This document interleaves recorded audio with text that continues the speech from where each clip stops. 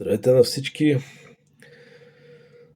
Правя това видео, защото съм изключително възмутен от всичко, което се случва в нашата тъпа държава.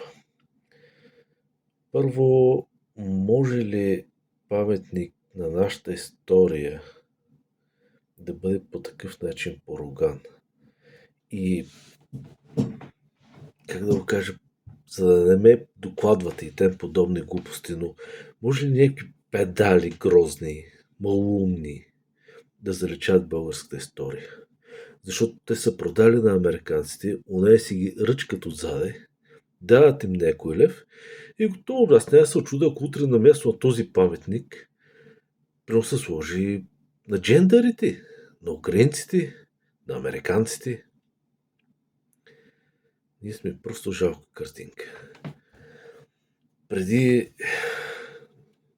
колко, може би, 2 седмици, гледахме как полицаите бият протестиращи. И то протестиращи, които са обединили буквално най-мразещи се един друг отбори, са обединили срещу всичко, което се случва в българския футбол. И какво? Полицаите ги бият, оние в парламента ги защитават и готово.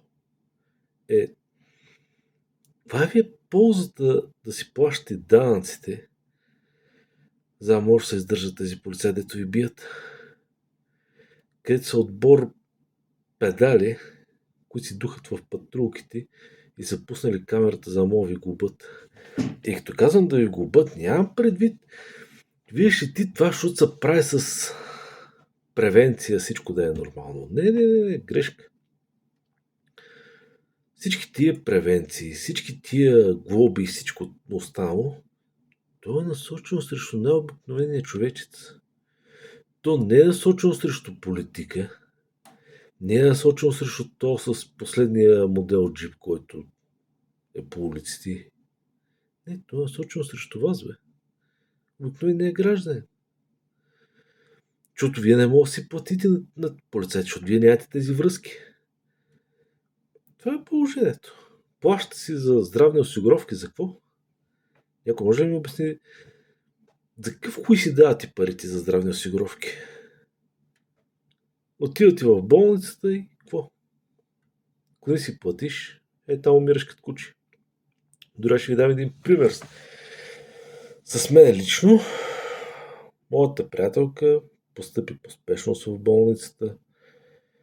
Казаха, че има нужда от спешна операция, че няма време за губене и така нататък. Тя е здравно осигурена. Но най-фрапантното беше, че ми се обадиха от болницата и ми казаха, че докато не се предостави бележка, че 3 души не сме дали кръв и че самата операция не е платена вече, спешно или не, те се оставят там в коридорчето и тя може да се умре в болницата. Някой може да ми обясни за какъв кой ги плащаме тия здравни осигуровки? Но ще ви дам още по-фрапантен пример. Пак тя, в смисъл моята приятелка, имаше проблем с нейния баща. Наложи се той да влезе в болница, съответно, пенсионер човек, здравно осигурен. Първо всичко трябваше да бъде платено от нас. Второ, ако искаш да има свясна храна, дори най-елементарното, дори сапун да има да се измиеш, ти трябва да ги купиш, да ги занесеш. Трябва да си платиш за екип, който да се грижи за него. А ако ти искаш да бъдеш до него, трябва да си плащаш по 70 лева на вечер, за да спиш на стол. Това според вас нормално ли? Оня користия педал загробва държавата с огромни милиарди. И какво?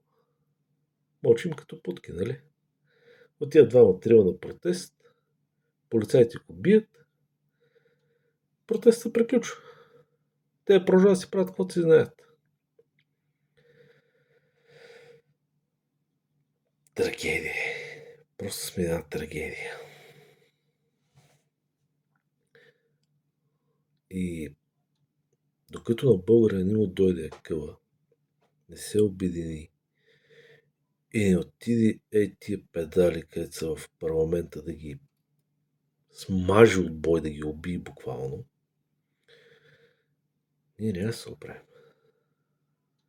Докато българина си плаща данъците, за да могат тия олигофрени полицаите, политиците, докторите да правят каквото си искат, така ще бъде. Значи, може ли доктора Ета в същото време аз трябва да си плащам? Някой ще ми обясни аз за какво плащам? Отиваш на заболекар и какво? Ама ти каза пломбичката, хубаво ще направя просто някаква стъпка, защото си здравно осигурен. Имаш право там на 2 или 3 пломби сета.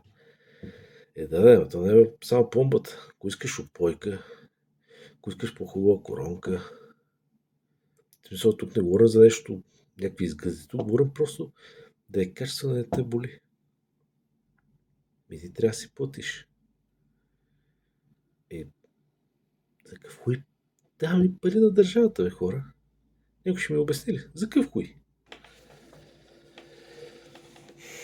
Моят призив към всички: спрете да давате пари на тъпата държава. Тя не ви е дала нищо. Няма и да ви даде нищо. Всичко, което правят, по принцип не съм политически ангажиран. Не защитавам никоя партия, нека това сме наясно, но не съм и идиот. Всичко това нещо идва от тъпите американци. Те казват какво се прави. Даже един друг пример ще ви дам. Ние избираме парламент, нали? Депутати. И да ми обясните каква е ползата от тях.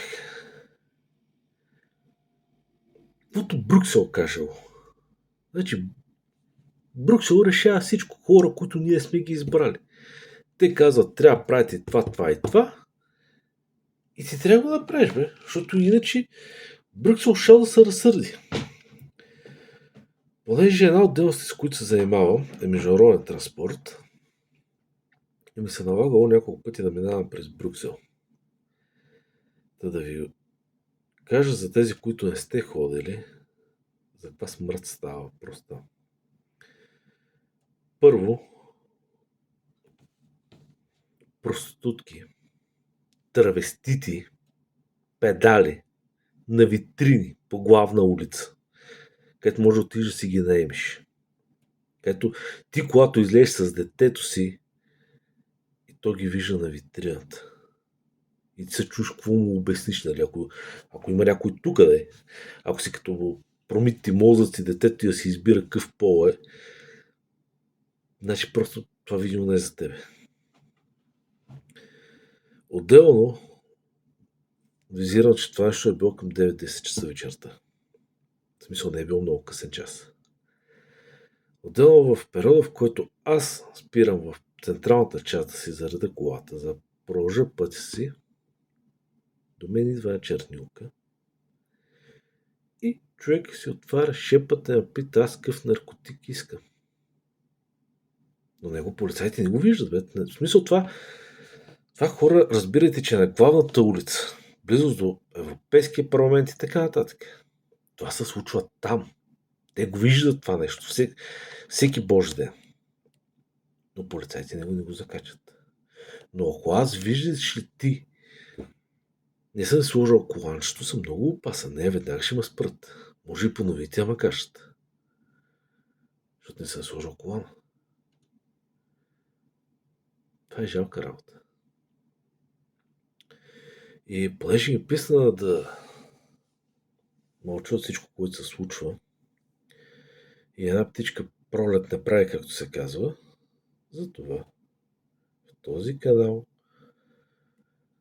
се надявам да съберем все повече и повече здравомислещи хора, като този канал ще бъде изцяло в смисъл безплатен, никакви рекламки, глупости, и така нататък. Да, до сега никога не съм се занимавал с социални мрежи, но съм далеч от идеята да изкарам каквито и да е било пари от това нещо.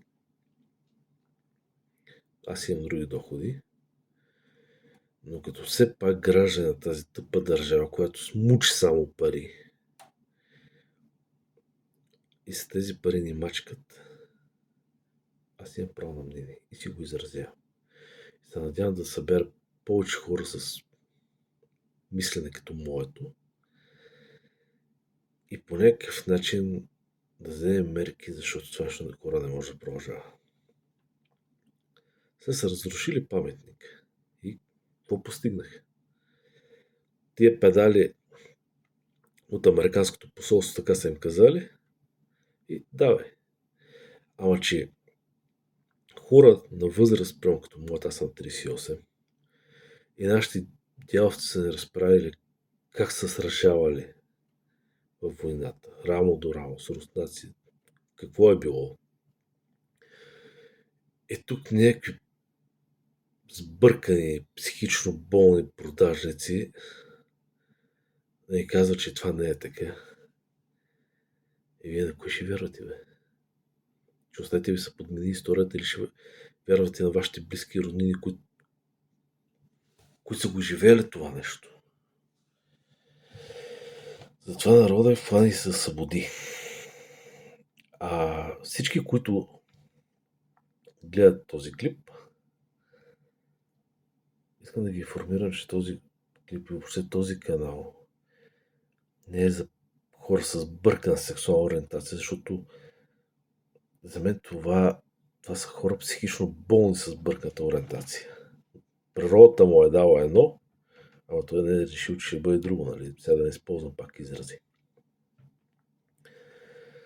Не е за такива хора. Не е за тези евроатлантици, гейтаци, всякакви там малумници, които се гъзат на различни политици и посолства за да вземат някой лев. Не.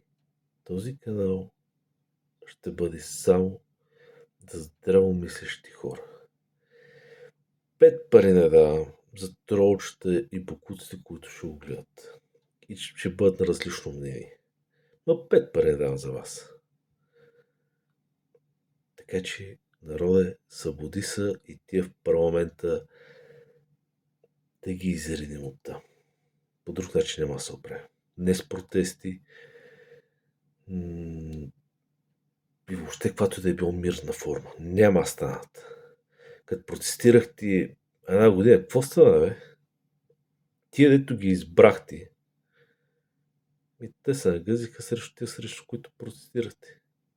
Биха ви и натам. Направихте референдум, през хуи. Не, с протест няма да стане. Трябва просто да бъдат